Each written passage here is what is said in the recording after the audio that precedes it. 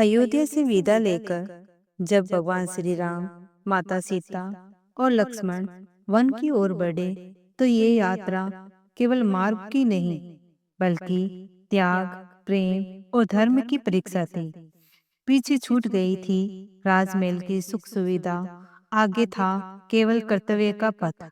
अयोध्या की सीमा पार करते ही तीनों ने सरयू तट पर रात्रि विश्राम किया। माता सीता ने पहली बार भूमि पर शयन किया, पर उनके मुख पर कोई शिकायत नहीं थी। प्रभात होते ही उन्होंने नदी को प्रणाम किया और आगे बढ़ चले। मार्ग में उन्हें निषाद राज गुहा मिले। गुहा ने श्री राम को गले लगाकर कहा, राजन, आज मेरे वन को भी सौभाग्य प्राप्त हुआ है। गुहा ने उन्हें अपने घर ठहराया और प्रेम पूर्वक भोजन करवाया। लक्ष्मण चौंकने रहे, पर श्री राम ने स्नेह से सबको आश्वस्त किया। इसके बाद वे गंगा तट पर पहुंचे। वहां केवट ने नाव पार कराने से पहले कहा, प्रभु, आपके चरणों की धूल से शीला नारी बन गई, मेरी नाव भी नारी न बन जाए। श्री राम मुस्कुराए।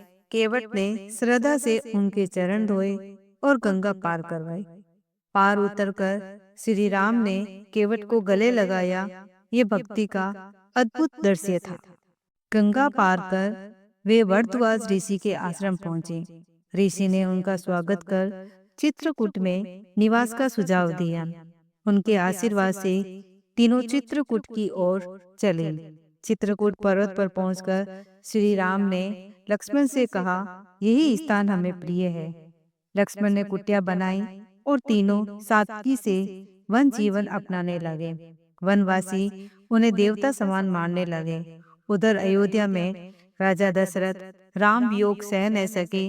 वे बार बार कैकेयी को कोसते और राम का नाम लेते। अंततः एक रात वे श्री राम का नाम लेते हुए प्राण त्याग देते हैं। अयोध्या शोक में डूब जाती है। राजा के निधन का समाचार जब भरत को मिला तो वे व्याकुल हो उठे। वे तुरंत अयोध्या पहुंचे। सारी घटना जानकर भरत का हृदय टूट गया। उन्होंने कैकेयी को कठोर वचन कहे और राजपाट स्वीकार करने से इनकार कर दिया। भरत ने निश्चय किया, मैं राम को ही राजा मानता हूँ। वे माता कौशल्या के साथ श्री राम को वापस लाने चित्रकूट के लिए प्रस्थान करते हैं। चित्रकूट में प्रभु राम का शांतवन जीवन और अयोध्या में भरत का त्याग दोनों धर्म की अलग अलग मिसाल थे।